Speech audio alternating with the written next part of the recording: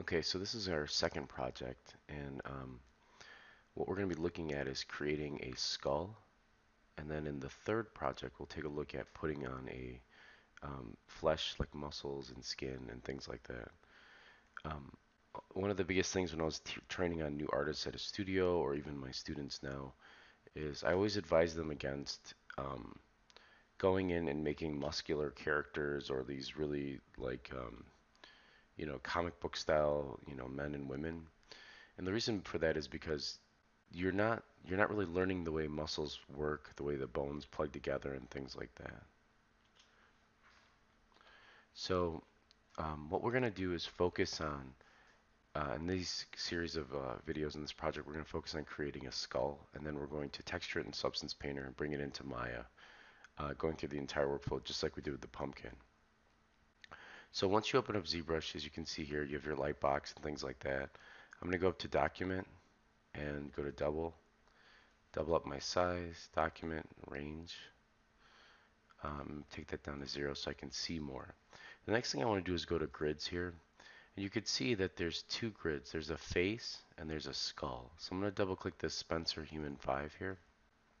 And you don't see anything right now. And that's because we haven't turned on our floor. We haven't added anything. So I'm going to hit comma again. And what I'm going to do is go to brush, or I'm sorry, tool rather. And I'm going to grab that polysphere and double click it. And I'm going to drag that out. And then I'm going to press T.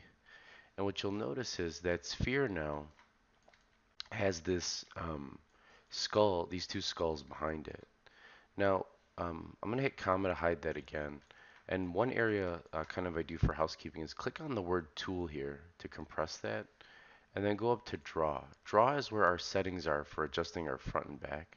If you click this little like power symbol here, I'm going to drag and dock it just below tool.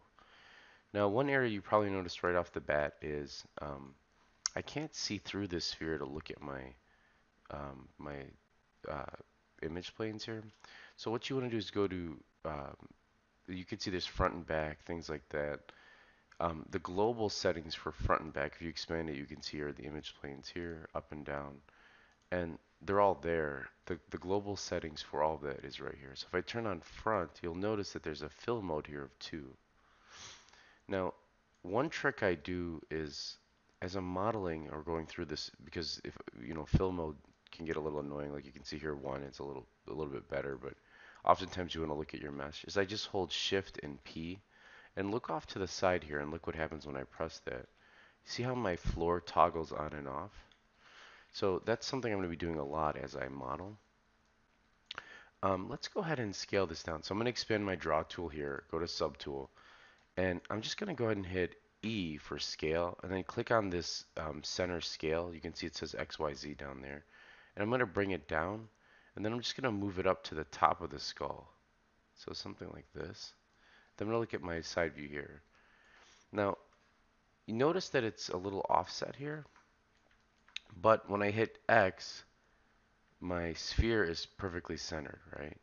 So what we're going to do is we're going to pick a dominant side of this. So let's go ahead and hit Q here, of our sphere to sculpt on. So really we're just going to be sculpting on one side of the face or the head here. So I'm going to hit W and move this up just a tad bit more so it lines up better there. Now what you're going to do is you're really going to um, you're going to create a skull sphere for the top skull, and then we're going to create a separate piece that matches the jaw on the bottom. So um, so one last thing I want to do is under geometry here, bring it down to 1, and then I want to go over here to matte cap, and I'm going to make this a white, matte cap white, and let's make sure we have the right, yeah, that looks good. And I like the cavity one because it automatically adds ambient occlusion. So what we'll do in the next video is we'll take a look at blocking this out and a little bit more about the image grids.